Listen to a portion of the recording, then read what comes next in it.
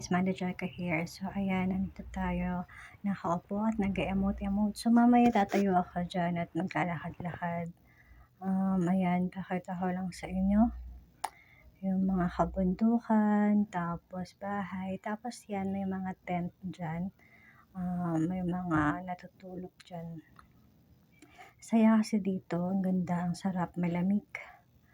Tapos, preskong-presko, pag umaga, dito ako matutulog. For sure sa gabi ang sarap din matulog dito. Tapos ewan ko dito pababa ako niyan eh. Lakad-lakad lang. Yan at yun sa taas, dun yung papunta sa grotto.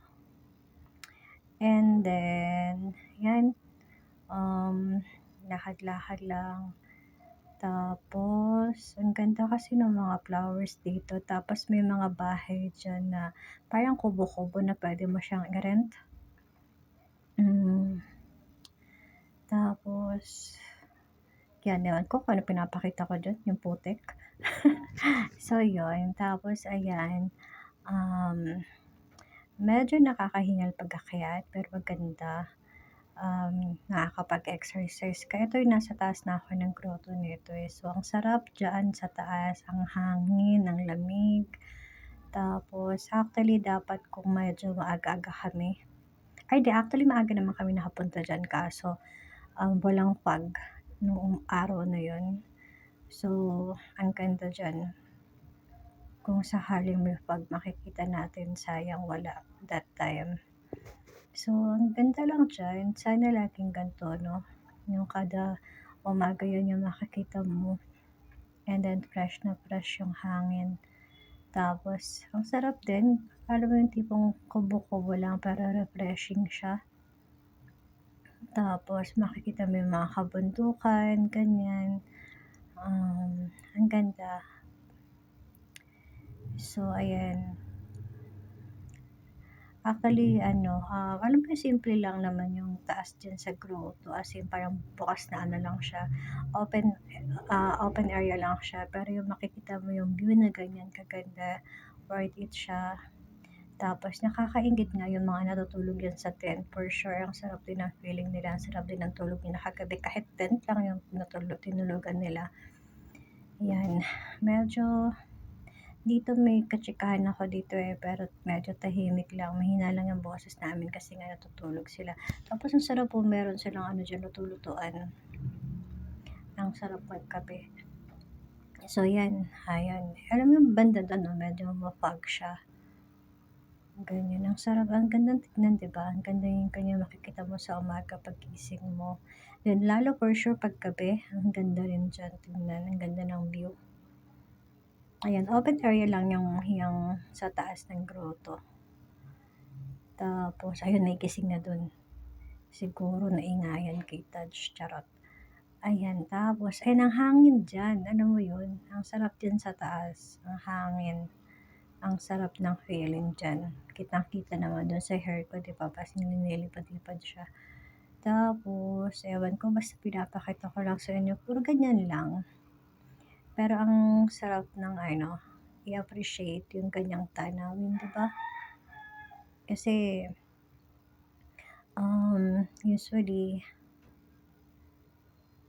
pag sa Manila, na medyo polluted na, tapos walang mga kabundukan, wala kang kabundukan, puro sasakyan na makikita mo. Pero dito sa Rizal lang yan pero grabe, grabe yung ganda ng sana ma-preserve pa rin yung yung ganyang mga kabundukan, yung as in mapangalagaan at madagdagan pa yung mga puno-puno, no? Kasi ang ganda sa feeling nung nasa Manila ka pero may malapit kang lugar na mapupuntahan na ganyan yung makikita mo na hindi mo na kailangan mag-travel ng sobrang tagal. Ayan, ang ganda rin ng mga, natutuwa talaga ako sa mga sa mga kubo-kubo kasi ang lang niya, ang liliit, simple lang. Parang ganyan lang yung buhay ng araw, 'di ba? Na kubo-kubo lang yung mga bahay pero ang saya, ang payapa. So, yun. Nakakatuwa yung mga natutulog sa tent. For sure ang ganda ng gising nila ng umaga nila kasi ganun yung makikita nila. Tapos ang lamig pa, sarap magkape-kape. Ayan.